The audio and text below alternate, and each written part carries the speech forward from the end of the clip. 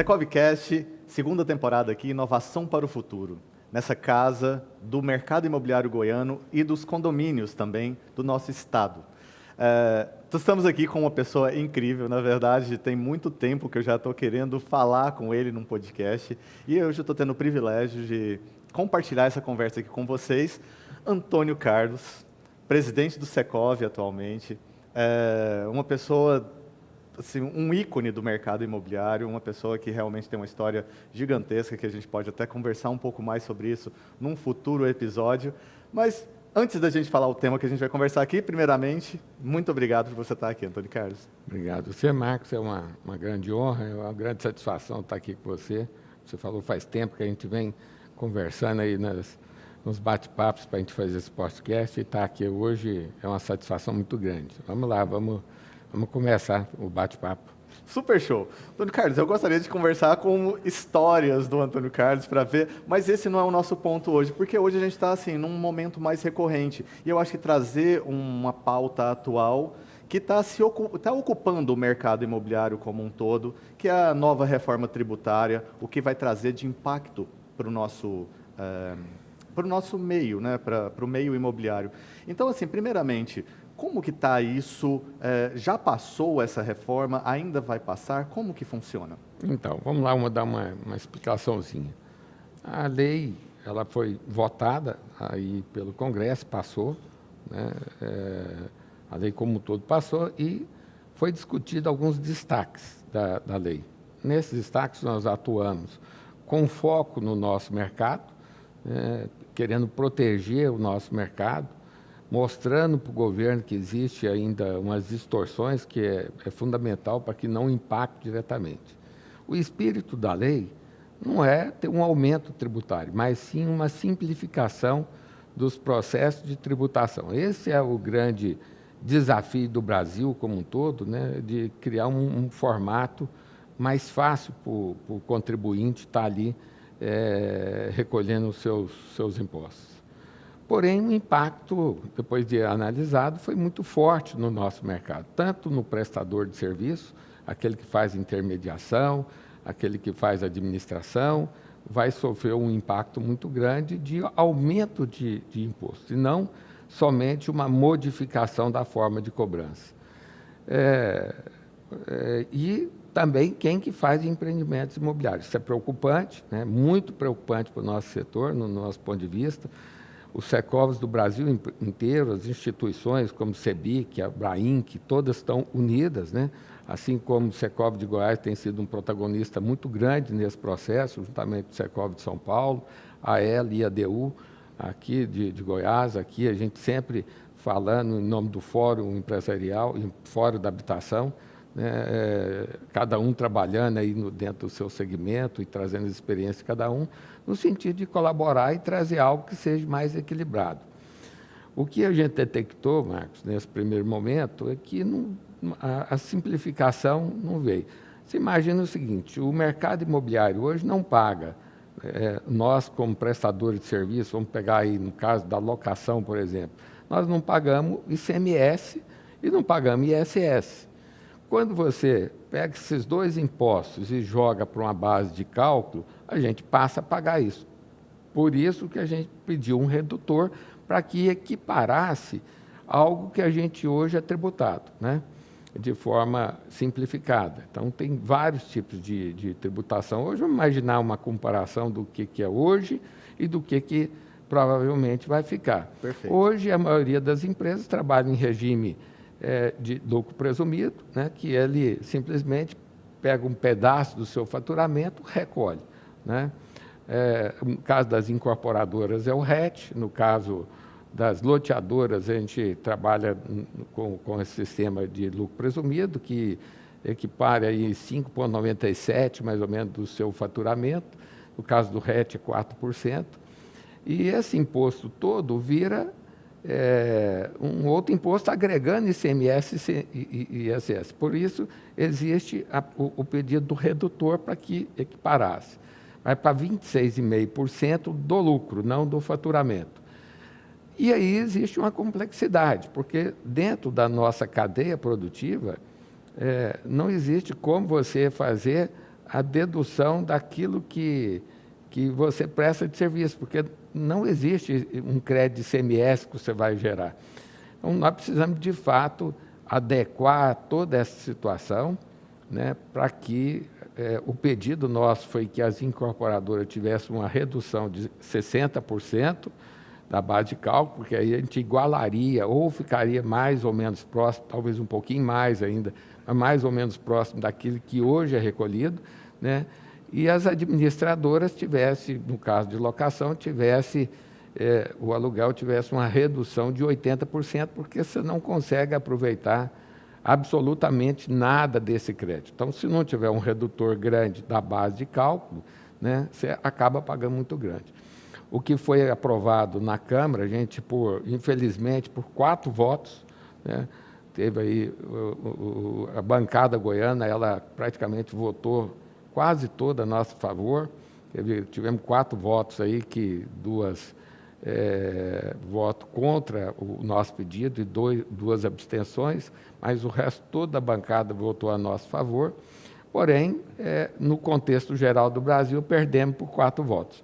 E a solução agora, é a nossa luta, ir agora no Senado, convencer, os senadores goianos estão bem sensíveis a essa questão nossa, né, do mercado, né, para que a gente busque um destaque lá na Câmara e no Senado, e aí teria que voltar na Câmara sem não ter o veto da Câmara, para que a gente conseguisse o êxito para ficar numa zona tributária igual ou pouco maior do que a existente hoje, que é o objetivo aí que o mercado está buscando. Aonde que impacta muito, muito fortemente? Questão de locação, né? A gente já detectou que 80%, 70%, 80% dos imóveis locados no Brasil são de pessoas físicas ou jurídicas pequenas que economizou ao longo de toda a vida e criou aquilo ali como a sua aposentadoria. Então, na verdade, o governo, ao avançar nessa aposentadoria, está tirando um pedaço daquilo que ele já não dá na aposentadoria tradicional do cidadão brasileiro, né? A gente recolhe muito para ter pouco benefício como aposentado. Eu ainda não aposentei, estou buscando a minha, mas, enfim, já estou com 65, não consegui aposentar, e quando aposentar, com certeza eu vou receber talvez 1% daquilo que eu doei para o país ao longo da minha vida. Então, eu tenho que ter uma aposentadoria complementar. E aí, nesse momento, quando você pensa que 80% desses imóveis de locação significam uma aposentadoria complementar da população brasileira, não é justo que o governo venha e toma aquilo que ele já não dá devidamente, né? A aposentadoria no Brasil, a gente sabe que é completamente desigual, existe uma grande massa recebendo pouco e uma pequena quantidade de pessoas recebendo muito, talvez 5% recebendo 50% da riqueza e 98% recebendo os outros 50%. Esses que não recebem buscaram ao longo da sua vida, né? Eu costumo sempre usar o meu sogro, que já se foi, né? Trabalhou a vida inteira de taxista, né? E minha sogra de costureira, conseguiram criar um pequeno patrimônio, que hoje é o patrimônio que ela vive da segunda aposentadoria dela, né? E na hora que o governo vem e toma um pedaço disso, ela está tomando a aposentadoria de uma pessoa que trabalhou a vida inteira e que a gente entende não é justo. Vamos lá, então, nós pedimos um redutor de 80%, para que o imposto que pague equipare aquilo que ele já vem pagando. Não estamos pedindo nada demais no sentido de diminuir a carga tributária, nós estamos pedindo aquilo que é necessário para manter aquilo que já é pago hoje. Então, essa é uma parte muito preocupante nossa. A outra, eu diria que é a parte de loteamentos. Esse nos preocupa bastante. Por quê? Hoje, nós trabalhamos no regime de lucro presumido e pagamos em torno aí de 5,97% a 6,5%, mais ou menos, se você tem um pagamento aí no mês excedente ou não, dependendo do faturamento. Da forma que ficou, provavelmente vai passar de 10%, 12%. A gente quase que dobra o imposto, né? Então, você imagina hoje os loteamentos de cunho social, que provavelmente no Brasil como um todo representa 70%, 80% da habitação de interesse social pela autoconstrução, comprando o lote social, vamos dizer assim, aquele lote de característica mais baixa da população, que não tem acesso à casa própria através dos planos de governo, porque ele não consegue atender o banco, Caixa, com o seu cadastro, ele tem como opção comprar o lote. E o lote urbanizado, hoje, com tudo que já é exigido do empreendedor, ele não tem capacidade de repassar para o consumidor, né, aquele valor que deveria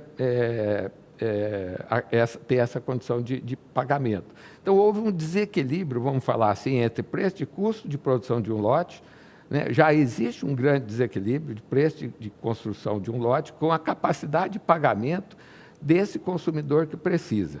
O nosso pedido, lá, está dentro do plano Minha Casa e Minha Vida, a questão do lote urbanizado, é a nossa luta, é que esse consumidor final tenha, assim como na Caixa, quando ele compra a casa, ele tenha um subsídio para ele. E o nosso pedido é que esse subsídio, ao contrário do que é feito no programa atual do Minha Casa e Minha Vida, ele seja feito para a pessoa e não para a empresa.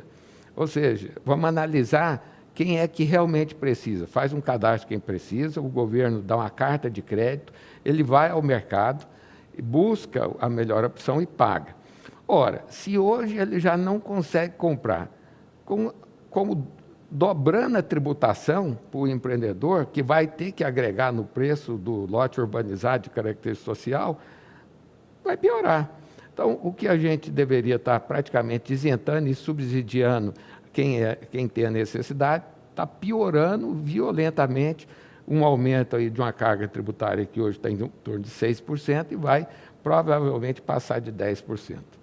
Quando você pega o mercado imobiliário nas incorporações de mais altas complexidades, de altos valores, aí a carga tributária é muito grande. É muito alta mesmo, né? Ela talvez mais do que dobre.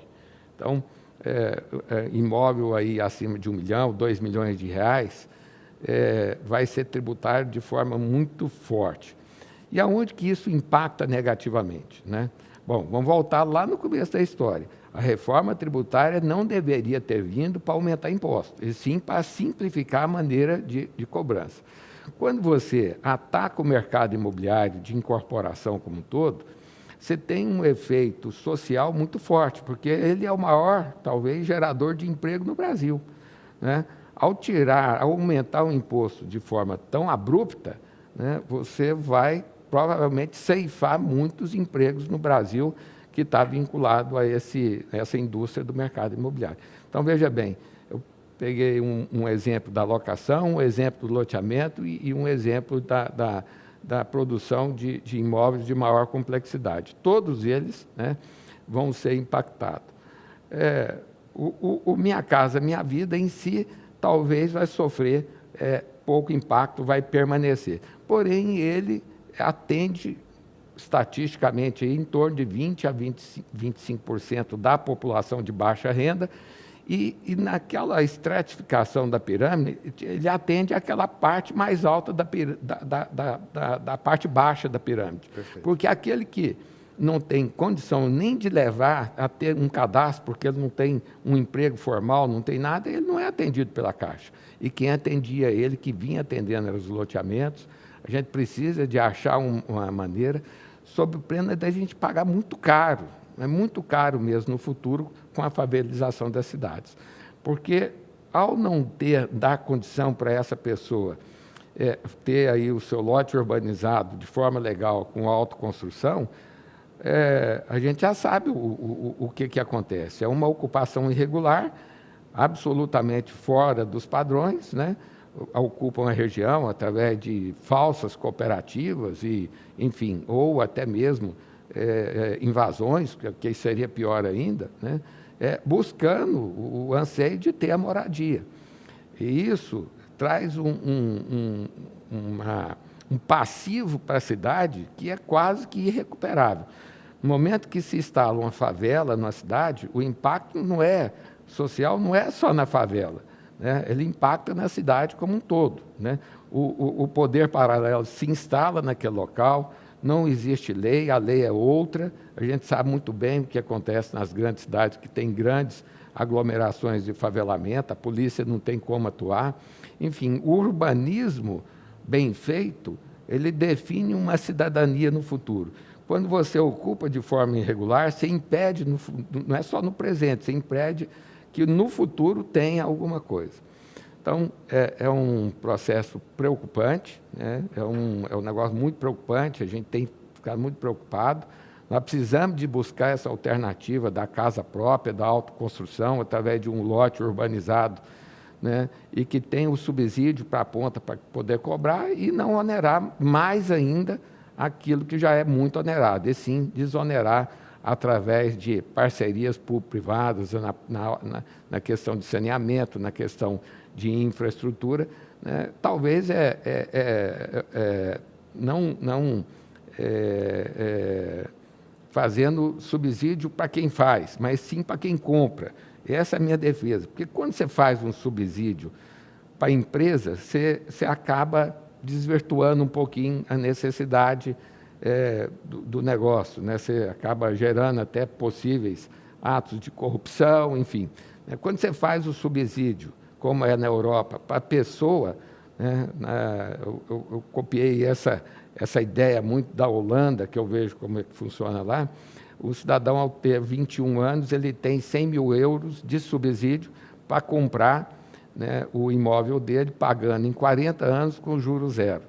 Então, ele vai com 100 mil euros, busca no mercado. Qual que é o grande diferencial quando a pessoa é escolhida e não a empresa escolhida?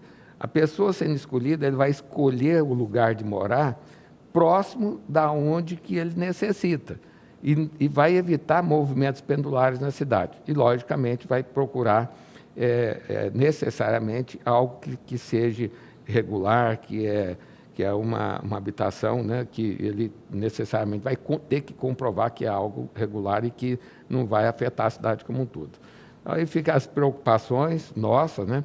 Vamos lutar até o último dia, né? Meu nome é luta mesmo nesse momento agora. Nós precisamos de uma grande mobilização, nós precisamos de conscientizar todos os senadores, não só de Goiás, mas do Brasil, da importância desse cenário caótico que virou de aumento de tributação para o mercado imobiliário.